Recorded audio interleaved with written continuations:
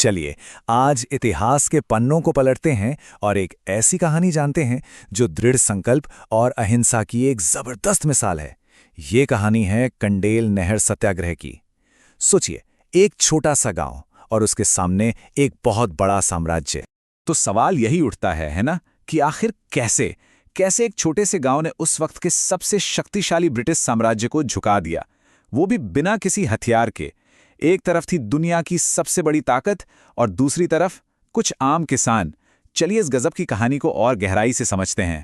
तो बात है साल 1920 की। माहौल को समझने की कोशिश करते हैं। पूरे देश में ना एक अलग ही बेचैनी थी। गांधी जी ने 1 अगस्त से असहयोग आंदोलन यानी नॉन कॉपरेशन मूवमेंट शुरू करने का ऐलान कर दिया था। मतलब हवा में आज़ादी की एक नई उम्मीद, एक नई लहर दौड़ रही थी।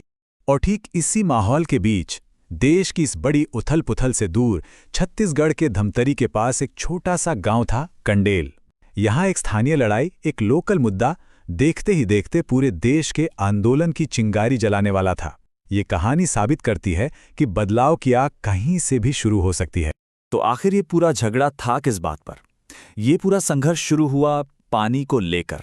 जी हाँ, पानी और उस पर लगाया गया एक ऐसा टैक्स जो सरासर गलत था। देखिए, हुआ ये कि ब्रिटिश सरकार ने महानदी पर सिंचाई के लिए एक नहर बनाई।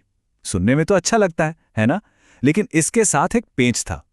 उन्होंने गांव वालों के सामने एक शर्त रख दी। शर्त ये थी कि पानी इस्तेमाल करना है तो पहले एक 10 साल के लंबे कॉन्ट्रैक्ट पर साइन करो। और हां, ये कोई सस्ता सौदा नहीं था। तो अब मामला फंस गया था। एक तरफ थी सरकार जो कह रही थी ऊंचा टैक्स दो और 10 साल का कॉन्ट्रैक्ट साइन करो, और दूसरी तरफ थे गांव वाले जिनका सीधा सा हिसाब था। वो कह रहे थे कि भाई ये टैक्स इतना ज्यादा है कि इतने पैसों में तो हम मिलकर अपना खुद का एक तालाब खोद लेंगे। तो जाहिर है कोई बीच का रास्ता निकल ही नहीं रहा था। अब जब गांव वाले अपनी बात पर अड़े रहे तो अधिकारियों ने, आप कह सकते हैं, एक चाल चली। उन्होंने क्या किया? गांव वालों पर दबाव बनाने के लिए बिना किसी के मांगे जबरदस्ती नहर का पानी उनके खेतों में छोड़ दिया। ये एक तरह से उन्हें फंसाने की साजिश थी ताकि उन पर पानी चोरी का इल्जाम लगाया जा सके। और बस इसी झूठे इल्जाम को आधार बनाकर पूरे गांव पर 4033 रुपए का जबरदस्त जुर्माना ठोक दिया। अब जरा सोचिए, उस जमाने में किसानों के लिए कितनी बड़ी रकम रही होगी। ये तो सीधी सीधी लूट थी, एक जबरदस्ती थी। लेकिन कंडेल के लोग हार मानने वालों में से नहीं थे। उन्होंने तय किया कि इस जुल्म का जवाब जुल्म से नहीं दिया जाएगा।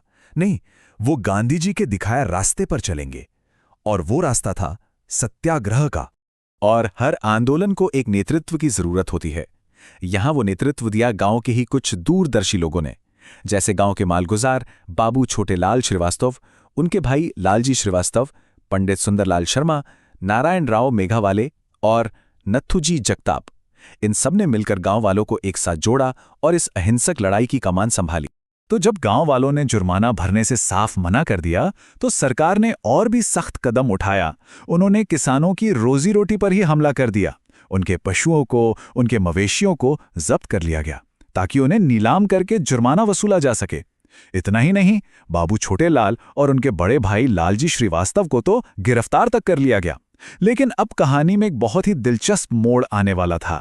अब सत्याग्रहियों ने जो जवाबी प्लान बनाया वो वाकई लाजवाब था। देखिए होता क्या था। सरकारी अधिकारी जब भी जब्त किए हुए मवेशियों को नीलाम करने के लिए किसी बाजार में ले जाते तो सत्याग्रही उनसे भी पहले वहां पहुंच जाते। वो वहां मौजूद हर एक इंसान को बताते कि ये पूरा मामला क्या है, ये अन्याय कैसे हो रहा है। और फिर जब नीलामी शुरू होती तो सन्नाटा पसर जाता।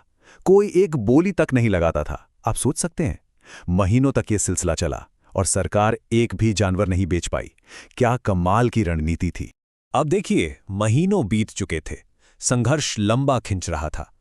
तब स्थानीय नेताओं को लगा कि इस लड़ाई को अब एक बड़े लेवल पे ले जाने का वक्त आ गया है।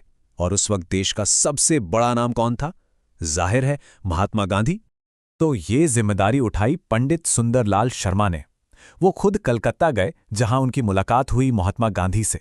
उन्होंने गांधी जी को कंडेल में जो कुछ भी हो रहा था उसकी पूरी जानकारी दी और उनसे छत्तीसगढ़ आकर इस आंदोलन को समर्थन देने की गुजारिश की। और बस गांधी जी का नाम इस आंदोलन से जुड़ना ही था कि सब कुछ तेजी से बदल गया। जैसे ही दिसंबर 1920 में उन्होंने कंडेल आने के लिए हाँ कहा, ब्रिटिश हुकूमत के हाथ पांव फूल गए। उनमें खलबली मच गई। आनन फानन में सरकार ने फौरन एक बड़े अधिकारी को मामले की जांच के लिए भेज दिया।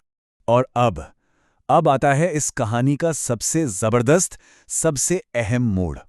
एक ऐसी जीत जो उस इंसान के मैदान में पहुंचने से पहले ही मिल गई जिसके नाम से ये मिली। सोचिए, गांधी जी का प्रभाव कितना बड़ा रहा होगा कि सिर्फ उनके आने की खबर ने वो काम कर दिया जो महीनों का संघर्ष नहीं कर सका था। ब्रिटिश प्रशासन बुरी तरह डर गया था। उन्हें लगा कि अगर गांधी जी यहां आ गए तो ये छोटा सा स्थानीय मुद्दा पूरे देश में एक बड़ा संकट बन जाएगा।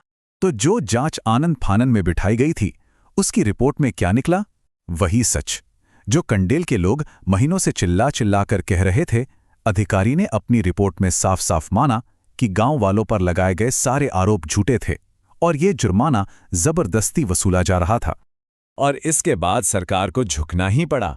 वो 4033 रुपए का भारी भरकम जुर्माना न सिर्फ रद्द किया गया, बल्कि किसानों के जो भी मवेशी जब्त किए गए थे वो सब के सब उन्हें वापस लौटा दिए गए। मतलब सत्याग्रह पूरी तरह सफल रहा। और सबसे बड़ी बात यह थी कि गांधी जी ने तो छत्तीसगढ़ में कदम भी नहीं रखा था और जीत पहले ही हासिल हो चुकी थी। कंडेल के लोगों ने ये लड़ाई अपने दम पर जीती थी। हाँ, गांधी जी का नाम एक बहुत बड़ी वजह बना, लेकिन ये जीत असल में गांव वालों के अटूट हौसले, उनकी एकता और उनके अहिंसक संघर्ष की जीत थी। तो चलिए अब समझते हैं कि इस जीत की विरासत क्या है, इसका ऐतिहासिक महत्व क्या है। क्योंकि कंडेल की ये जीत सिर्फ एक गांव की जीत नहीं थी, ये आने वाले वक्त के लिए एक बहुत बड़ी मिसाल बनने वाली थी। कंडेल की कहानी कई वजहों से बहुत जरूरी है। सबसे पहले तो ये जमीनी स्तर पर यानी ग्रासरूट्स लेवल पर सत्याग्रह का एक कामयाब प्रयोग था। असल में देखें तो छत्तीसगढ़ में असहयोग आंदोलन की शुरुआत इसी घटना से हुई अगस्त 1920 में, ठीक तभी जब देश में भी ये आंदोलन शुरू हो रहा था। इसने ये साबित कर दिया कि अगर लोग एक साथ बिना हिंसा के खड़े हो जाएं तो वो बड़ी से बड़ी सल्तनत को भी चुनौती दे सकते हैं। और इसीलिए ये भारत के स्वतंत्रता संग्राम का एक सुनहरा अध्याय बन गया। और आखिर में एक सवाल जो ये कहानी हमारे लिए छोड़ जाती है, कंडेल की ये सफलता आज के दौर में हमें क्या सिखाती है? शायद ये हमें याद दिलाती है कि जब कोई भी समुदाय, कोई भी समाज अपने उसूलों पर, अपने सिद्धांतों पर एक साथ मिलकर खड़ा हो जाता है ना, तो फिर सामने कितनी भी बड़ी ताकत क्यों ना हो, उसे झुकना ही पड़ता है।